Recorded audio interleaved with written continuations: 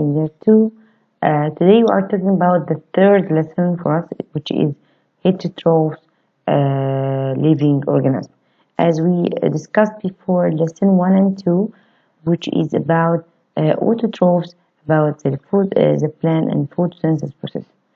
Heterotrophs, we said that before, that heterotrophs, they are living organisms that need food or to get energy from other living organisms.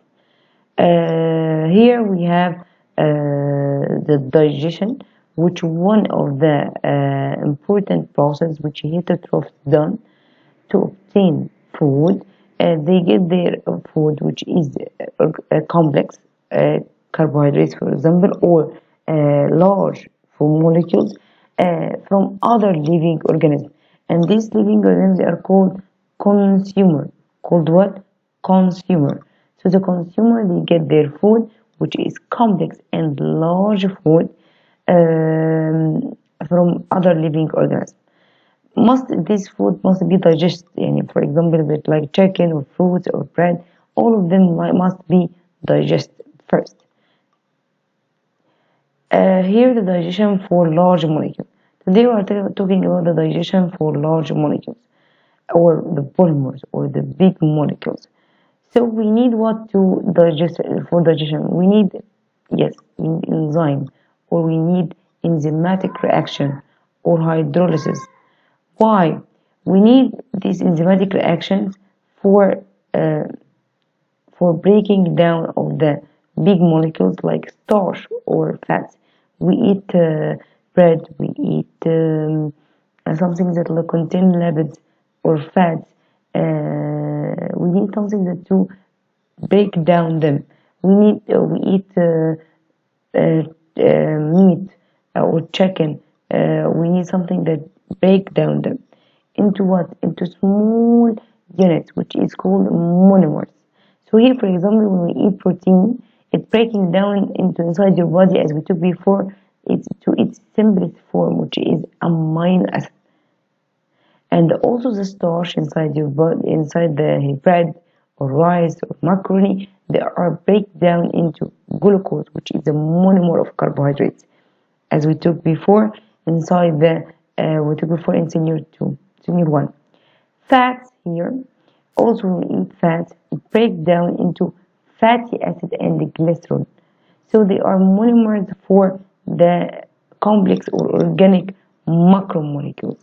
Look here, the enzyme, what happened to the enzyme? They are breaking down these large molecules into simplest form.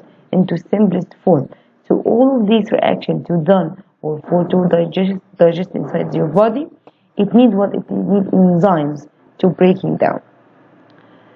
Here is a substrate and here is enzyme.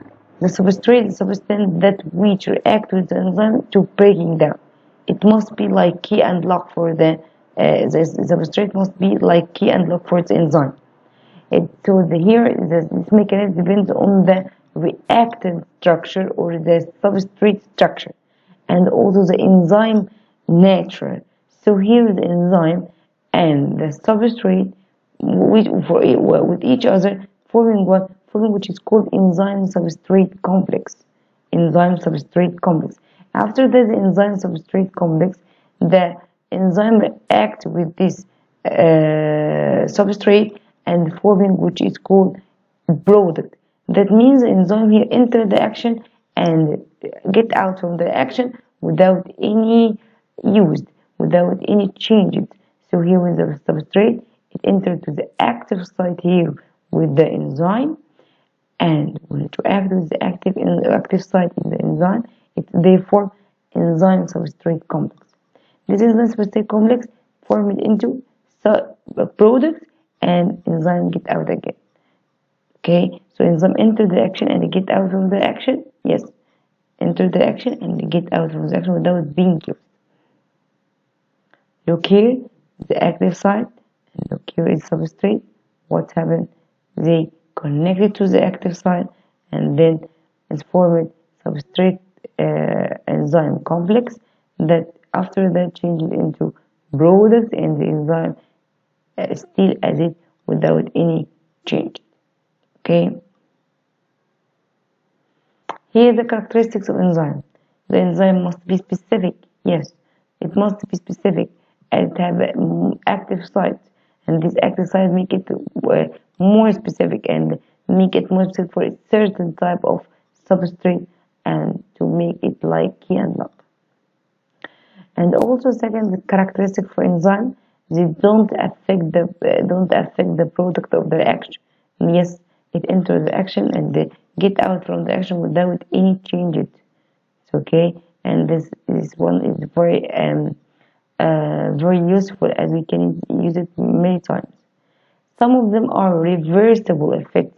Yeah, some must maybe break down the polymers, and some may combine to each other to form polymer. So maybe for you make a polymer for make polymerization, or to break down this polymer into monomer. So they are reversible effects. They are depends on temperature and pH. Yes, temperature as a normal temperature inside your body is from 37 to 40. Up to 40 it becomes denaturation, not working. And also pH, it depends on the pH or the concentration of hydrogen ion inside the substrate. So certain enzymes react with inside the acidic medium, some react inside the alkali medium, as we discussed before. Also, some have secreted from the cell in active state, like some of enzymes like pepsinogen is one of the enzymes that secrete from the cell in an activate form, and when found inside the stomach with the effect of the HCl acid inside the stomach or hydrochloric acid, it becomes active form, which is pepsin. Here is the digestive system, or here starts from mouth and ends with anus. Here inside the mouth, we have a big or large journey here for the food. So this large journey here for the digestive system consists of two canals, which are digestive canal, the main digestive canal, and which starts from the mouth, then is pharynx, then esophagus, then stomach, then small intestine, then large intestine, and finally anus, rectum and anus. And also it consists of accessory or associated glands that help these glands help for digestion and help the alimentary canal to do its function, which are salivary glands and also liver and pancreas.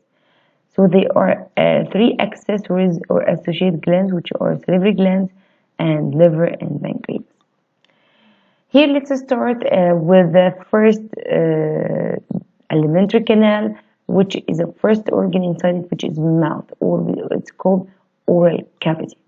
Inside the oral cavity, we have tongue, we have teeth, we have salivary glands. Tongue, teeth, salivary glands.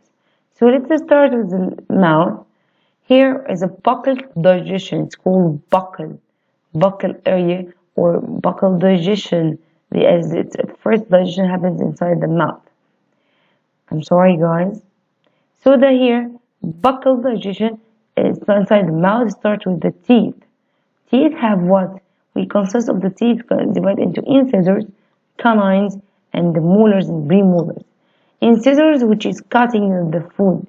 Canines used for tear. Canines used for tear of the food. This one is the incisors, cut. And this one is the canines for tearing food. And this one is called molars and premolars for grinding food.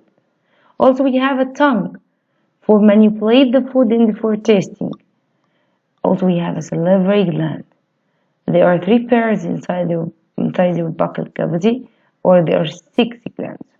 3 pairs means 6. Their function to secrete the saliva, which play an important role in digestion here. As the saliva here is a mucus that allows it to easy for swallowing of the food. And also it contains amylase enzyme, which is the first enzyme here.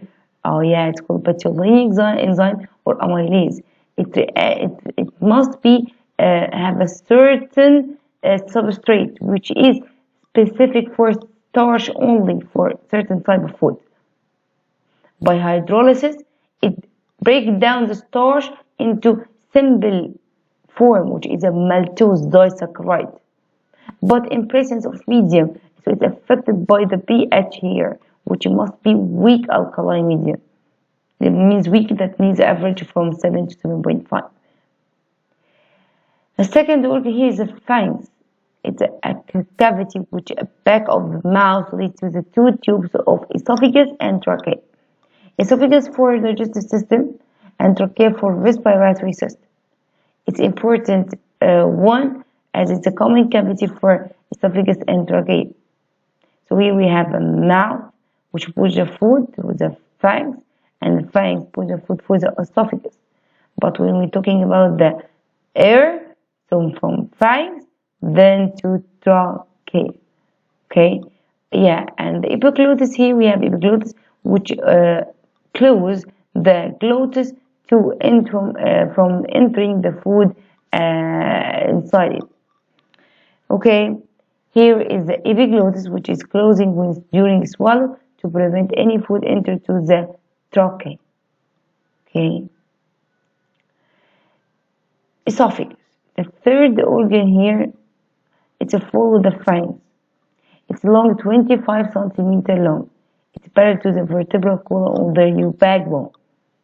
You have a gland which secretes mucus to help to digestion of the food, and it make a movement like peristalsis movement of the worm.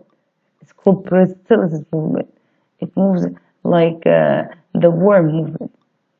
It contracts and relaxes till the food reaches to the stomach. It also mixing the food with digestive juice. It's here show the peristalsis movement of esophagus till reaches to the stomach. Gastric digestion or digestion inside the stomach. Stomach is a dilated muscular sac, as can be big after that, after some time. It's found in the abdominal cavity. It have two muscles, which is the cardiac sphincter muscle, which is constructed in the circular muscle, and the other is called pyloric, and is a circular smooth muscle. There is a great gastric juice or colorless acidic liquid.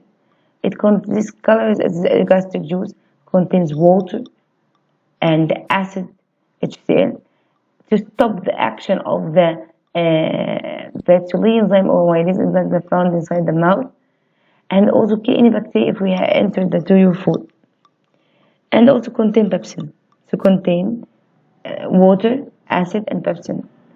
But here the pepsin is inactive form, and when the acid found, it activates it into pepsin.